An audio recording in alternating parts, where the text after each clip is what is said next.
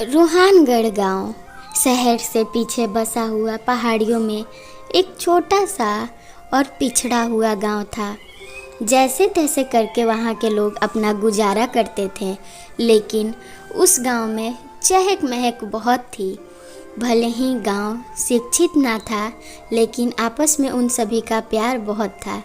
कुछ गांव के आदमी ने शहर में शादी कर ली और कुछ गांव की औरतों का शादी शहर में कर दिया गया, जिससे कि धीरे धीरे उस गांव में परेशानियां आना शुरू हो गई। उसी गांव में एक मेहनती आदमी रामदयाल नाम का रहा करता था।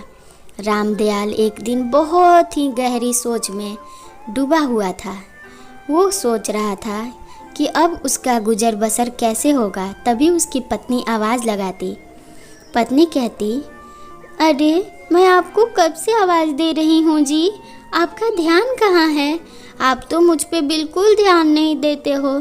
कहीं आपके दुकान पे वो शहरी मेम साहब लोग आती हैं, उनसे कोई चक्कर वक्कर तो नहीं? रामदयाल शर्माते हुए झट से कहता, अरे पगली, ये तुम क्या बोल रही हो? मैं ऐसा कभी सोच भी नहीं सकता। मैं उन आदमियों में से नहीं हूँ जो कि अपनी पत्नी के अलावा 10 जगह ध्यान देते हैं। मेरे लिए तुम सब कुछ हो। वो हंसती और उसका मन बहल जाता। रामदयाल काम के लिए निकल जाता। उनके यहाँ दूध लेके उनकी पड़ोसन अम्मा आती और कहती, क्या हुआ चंदवा, तू इतने उदास क्यों बैठी है? कोई बात है तो मुझे बता, मैं तेरी माँ जैसी हूँ, क्यों तू इतना परेशान रहती है?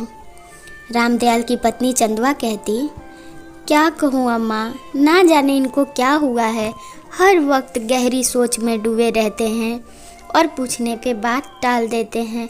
मैं तो यही सोच के परेशान हूँ कि आखिर अंदर ही अंदर वो बात इन्हें खा ना जाए। तभी रामदयाल का मित्र आता और कहता, और रामदयाल, चलना है कि नहीं काम पे, या फिर ग्राहक ना आने के कारण तुम्हारा मन छोटा हो गया? वो बातों ही बातों में रामदयाल का मजाक उड़ाता। रामदयाल कहता, देखो मित्र, ये तो भगवान की देन है।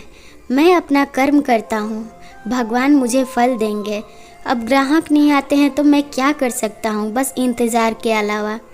रामदयाल अपना ठेला उठाता और फिर अपने मित्र के चले जाने के बाद उदास मन से फिर शहर की ओर जाता। उस रोज़ भी उसके दुकान पे एक भी ग्राहक नहीं आते। वहीं उसके मित्र के दुकान पे ग्राहकों की भीड़ लगी हुई थी। वो लोग इसलिए रामदयाल की हमेशा मजाक उड़ाया करते थे। उनके पास भी इतना धन नहीं था कि वो अपना जमा पूंजी कर सके, लेकिन इतने से धन में ही वो लोगों ने रामदयाल का मनसा छोटा कर दिया और उसे नीचा दिखा दिया। रामदयाल एक दिन जब वापस घर लौट रहा था तो ये सोच रहा था कि वो अब कैसे आगे का गुजर बसर कर पाएगा। इधर उसके मित्र हरिया का घर पे उसकी पत्नी ढाबा भी चलाया करती थी और हरिया शहर जाके नारियल पानी बेचता और जिससे कि कुछ धन राशि जुटा के लाता और अपना घर चलाया करता था। रामदयाल इसी बात से उदास था कि वो अपनी पत्नी को खुश नहीं कर पाता, ना कि इस वजह से कि उसका मित्र हरिया इतना ज़्यादा तरक्की कर रहा है।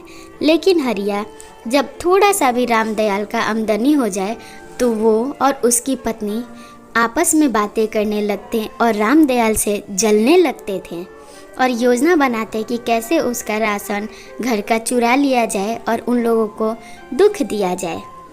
इधर उनके ढाबे पे ग्राहक आना बंद हो चुके थे।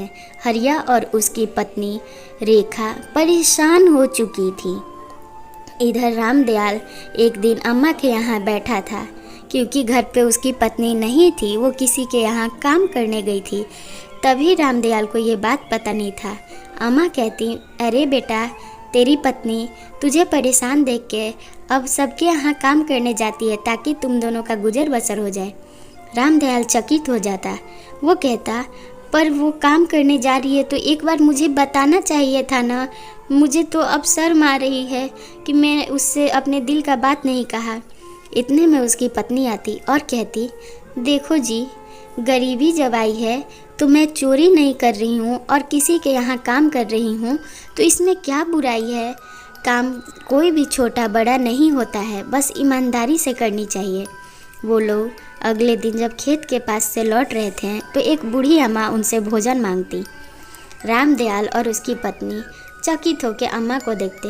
वो लोग भोजन देने को तैयार हो जाते। वो अम्मा प्रसन्न हो जाती, क्योंकि वो कोई साधारण अम्मा नहीं थी, वो जादुई शक्ति वाली अम्मा थी। वो रामदयाल और उसकी पत्नी से प्रसन्न होकर उन दोनों को एक ऐसा छड़ी देती जिससे कि वो लोग जो कुछ भी मनोकामना मांगे वो पूरा हो जाएगा। लेकिन हाँ, याद रखना होगा, मनोकामना अच्छी होनी चाहिए। रामदयाल ऐसा ही करता और फिर चमत्कार होता। उसके दुकान पे ग्राहकों की लाइन लग जाती और वहीं उसके मित्र हरिया के दुकान पे गिने चुने एक दो ग्राहक ही आ पाते। इस बात से हरिया परेशान रहने लगा। अब रामदयाल अपने घर के आगे एक छोटा सा ढाबा खोल लिया। ढाबे में वो ज़रूरतमंद लोगों को भोजन भी कराता और वहीं पे अपनी छोटी मोटी बांस की डालियाँ भी बेच दिया करता और ग्राहकों की लाइन उसके दुकान से बिल्कुल कम नहीं होती। ग्राहक हमेशा उसके दुकान पे भीड़ लगाया करते थे। ये सब बात गांव के सभी लोग देख के जलने लगे। उन्हें तो यकीन ही नहीं आ रहा था कि रामदयाल को ऐसा कौन सा कुबेर का खजाना मिल गया जिससे ये रातों रात इतना अमीर हो गया कि ढाबा खोल के सभी को खिला रहा है। इधर गांव की औरतें धीरे धीरे करके रामदयाल की पत्नी के पास जाती और कहती, अरे बहन, बताओ ज़रा हमें भी कौन सा कुबेर का खजाना हाथ लग गया है कि तुम लोगों ने अनाथ को खाना खिलाना भी शुरू कर दिया। यहाँ तो हमारे एक टाइम के भोजन ही नहीं मिल पाते। रामदयाल की पत्नी ध्यान से सुनती और फिर कहती, देखो, हमारे पास अगर भोजन नहीं था तब भी हम लोग धैर्य से काम ले रहे थे और सोच रहे थे कि जब हम गरीबी में ऐसे जी रहे हैं तो फिर हम जब अमीर हो जाए तो हर उस इंसान का मदद करेंगे जिनकी स्थिति हमारी तरह है। और हमने ऐसी योजना बनाई, लेकिन फिर हमारे साथ कुछ ऐसा चमत्कार हुआ जिससे कि हमारी किस्मत ही पलट गई। हमें हर किसी की मदद करनी चाहिए। ना जाने किस घड़ी में भगवान किस रूप में आ जाए, वो हम इंसानों को बिल्कुल पता नहीं होता। वैसा ही कुछ हमारे साथ भी हुआ। लेकिन खैर छोड़ो, तुम लोग मेरी सारी बातों को मजाक समझ के उड़ा दोगी। मैं तुम लोगों से अब बिल्कुल नाराज़ नहीं हूँ। और वो बाकी सारे गांव वालों की भी मदद करती। उसके पति की इज्जत आसपास के सभी गांव में हो जाता और फिर धीरे धीरे उस गांव के बच्चे पढ़ने लगते और छोटा सा स्कूल, आश्रम सब कुछ खुल जाता और सभी लोग विकास की ओर बढ़ने लगते। रामदयाल और उसकी पत्नी के अच्छाई के चर्चे से ये गांव भी मशहूर हो गया और सभी लोग फिर खुशहाल ज़िंदगी बिताने लगते हैं और एक दूसरे से जलन की भावना छोड़ हमेशा किसी न किसी की मदद की भावना में ही रहने लगे। ऐसी कहानी देखने के लिए चैनल सब्सक्राइब कर लें और वीडियो को एक लाइक ज़रूर कर दें।